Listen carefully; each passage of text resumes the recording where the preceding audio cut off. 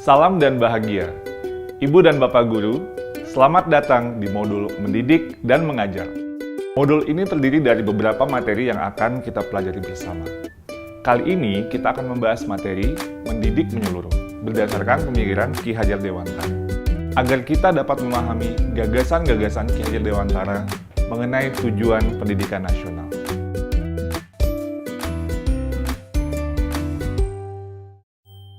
Ibu dan Bapak Guru, pemahaman terhadap kata pendidikan dan pengajaran kadang masih membingungkan.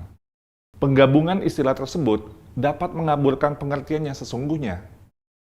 Pengajaran adalah suatu cara menyampaikan ilmu atau manfaat bagi hidup anak-anak secara lahir maupun batin. Maka, pengajaran merupakan salah satu bagian dari pendidikan. Sama halnya dengan mengajar yang merupakan salah satu bagian dari mendidik. Sementara pendidikan adalah tempat menaburkan benih-benih kebudayaan yang hidup dalam masyarakat sekaligus sebagai instrumen tumbuhnya unsur peradaban, agar kebudayaan yang kita wariskan kepada anak cucu kita di masa depan. Ki Hajar Dewantara mendefinisikan pendidikan sebagai tuntunan, yaitu tuntunan dalam hidup tumbuhnya murid.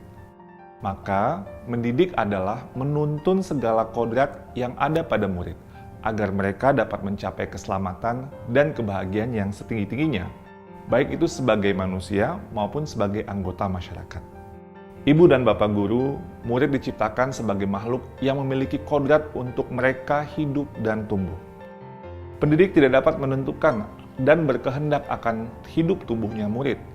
Yang bisa pendidik lakukan adalah menuntun tumbuh atau hidupnya kekuatan-kekuatan itu dengan mengerahkan segala daya upaya untuk memajukan perkembangan budi pekerti, pikiran, dan jasmani murid, agar dapat memperbaiki perilakunya, bukan dasar hidup dan tumbuhnya itu.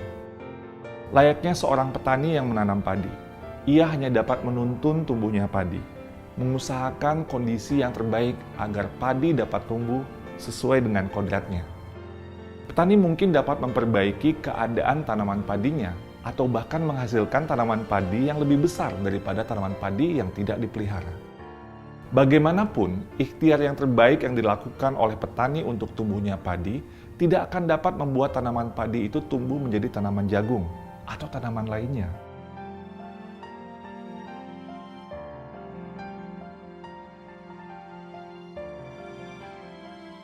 Seperti itulah peran pendidik yang bisa menuntun agar murid bisa tumbuh dan berkembang sesuai dengan kodratnya.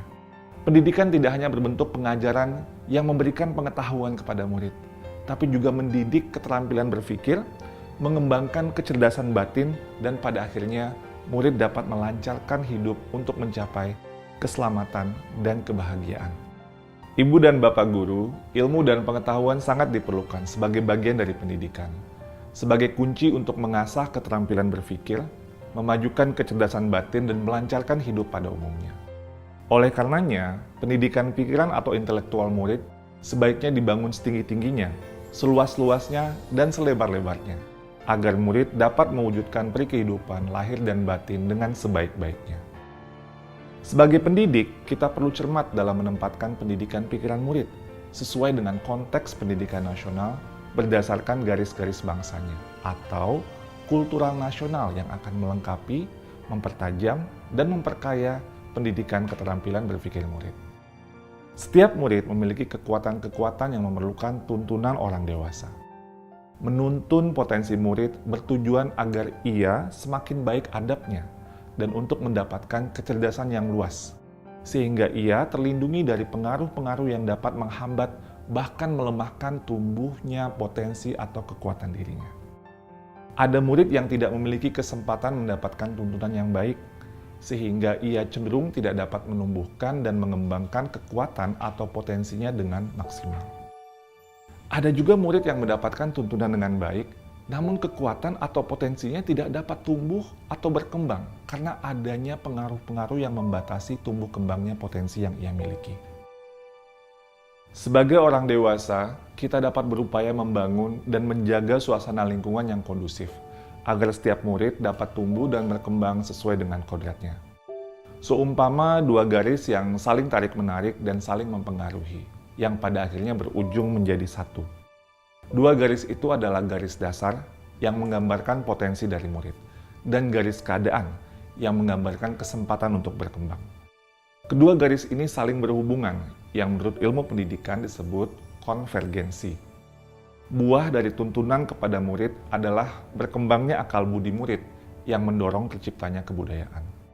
Kebudayaan bangsa yang menjadi ciri khas dan dasar perubahan zaman di tengah-tengah kebudayaan-kebudayaan negara lain membuat kita kadang-kadang khawatir akan tergerusnya kebudayaan kita. Meskipun adat istiadat atau kebiasaan di masyarakat berubah karena akal budi manusia juga berkembang, kebudayaan bangsa Indonesia akan tetap ada, menjadi pilar utama dalam memajukan pendidikan nasional. Contohnya, kebudayaan gotong royong, membersihkan dan menghias kelas, serta sekolah yang melibatkan murid dapat menumbuhkan karakter dan kecakapan sosial emosional. Guru dapat memberikan praktek pembelajaran yang mengembangkan kerjasama, empati, menghargai sesama, dan berkontribusi sosial kepada sesama. Sehingga murid dapat menemukan dan terbekali dengan kebudayaan-kebudayaan bangsa yang jika terus-menerus ditumbuhkan, maka kebudayaan bangsa akan semakin kuat dan tentu saja akan membantu murid atas kehidupan dan penghidupannya. Dan yang paling utama dan yang paling penting yang dapat membantu keberlangsungan hidup sebagai bangsa Indonesia. Lalu, bagaimana dengan pembelajaran di kelas kita saat ini?